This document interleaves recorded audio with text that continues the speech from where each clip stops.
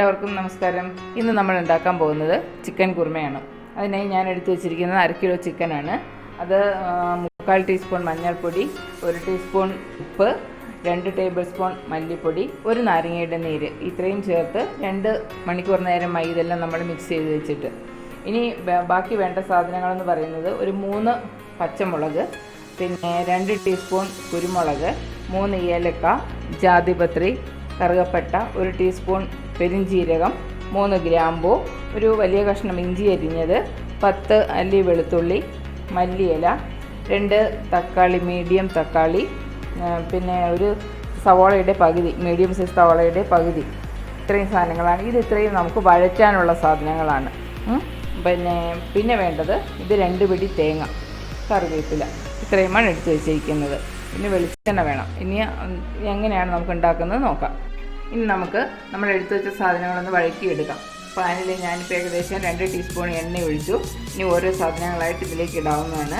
ആദ്യം ഞാൻ പെരിഞ്ചീരകം, ജാതിപത്രി, ഏലക്ക, ഗ്രാമ്പൂ, കറുകപ്പട്ട, ഇതൊന്ന് ഇളക്കട്ടെ. ഇതൊന്ന് മൂത്ത് വരുമ്പോഴേക്കും ഏകദേശം പെരിഞ്ചീരകം പൊട്ടാൻ തുടങ്ങിയിട്ടുണ്ട്. ഇതിലേക്ക് കുരുമുളക് നമ്മൾ ഇടുകയാണ്, 2 ടീസ്പൂൺ കുരുമുളക്. ഇതൊന്ന് നന്നായിട്ട് ചൂടാകട്ടെ. ഇനി ഇതിലേക്ക് ഇഞ്ചി, വെളുത്തുള്ളി, പച്ചമുളക് ഇത്രയിട്ട് നന്നായിട്ട് വഴറ്റണം. തീ കുറച്ച് വെച്ചിട്ട് ചെയ്യാം.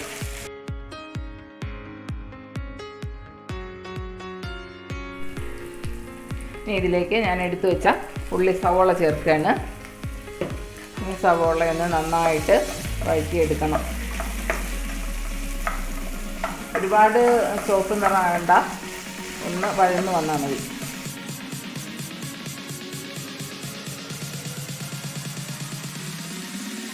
ഉള്ളി ഏകദേശം വഴന്ന് വന്നു കഴിഞ്ഞു. ഇനി ഇതിലേക്ക് നമ്മൾ എടുത്ത് വെച്ച മീഡിയം സൈസ് 2 തക്കാളി അരിഞ്ഞ് വെച്ചില്ലേ, ആ തക്കാളി ഞാൻ ഇതിലേക്ക് ഇടുകയാണ്.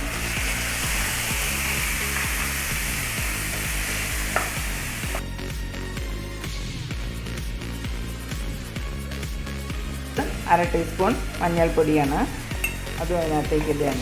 ചുവന്ന മുളകിൻ്റെ പൊടി നമ്മളിതിൽ ചേർക്കുന്നതേ ഇല്ല, ഇതിൽപ്പൊടി ഇടുകയാണ്.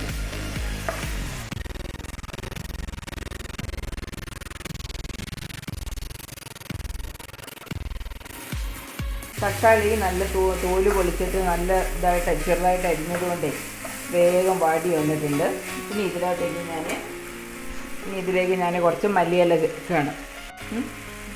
ഈ മല്ലിയിലയും കൂടി ഇട്ട് നന്നായിട്ടൊന്ന് വഴറ്റിയെടുക്കണം. ഇപ്പോൾ നമ്മുടെ ഇട്ട സാധനങ്ങളെല്ലാം നന്നായി വഴന്നു വന്നിട്ടുണ്ട്. ഇനി ആറുമ്പോൾ മിക്സിയിലിട്ടിത് അരച്ച് നല്ല ഫൈൻ പേസ്റ്റാക്കി എടുക്കണം. ഇത് കഴിഞ്ഞതിന് ശേഷം നമുക്ക് ബാക്കി പരിപാടികൾ തുടങ്ങാൻ പറ്റുള്ളൂ. അപ്പോൾ ഇനി തണുത്ത് അരച്ചുകൊണ്ട് വരുന്നവരെ കാത്തിരിക്കാം. ഇനി നമ്മൾ ഈ കുക്കറിലാണ് നമ്മൾ ചിക്കൻ പാകമാക്കുന്നത്. കുക്കർ ചൂടായി കഴിഞ്ഞു. ഇനി ഇതിനകത്തേക്ക് ഞാനൊരു 2-2.5 ടീസ്പൂൺ എണ്ണ ഒഴിക്കുകയാണ്.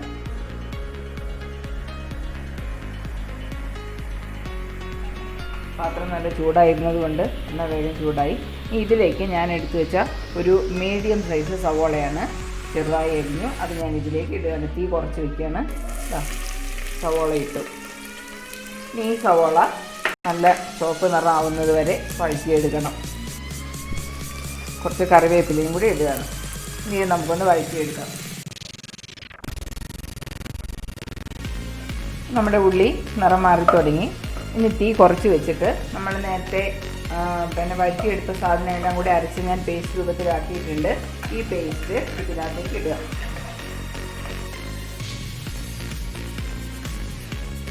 ഇനി ഇത് ഈ എണ്ണയിലൊന്ന് നന്നായിട്ട് വഴറ്റിയെടുക്കാം. നമുക്ക് എണ്ണയൊന്ന് തെളിഞ്ഞ് വരണം. നമ്മുടെ അരവ് എണ്ണയിൽ കിടന്ന് നല്ല മൂത്ത് കഴിഞ്ഞു. ഇനി ഇതിലേക്ക് നമുക്ക് ചിക്കൻ ചേർക്കാം.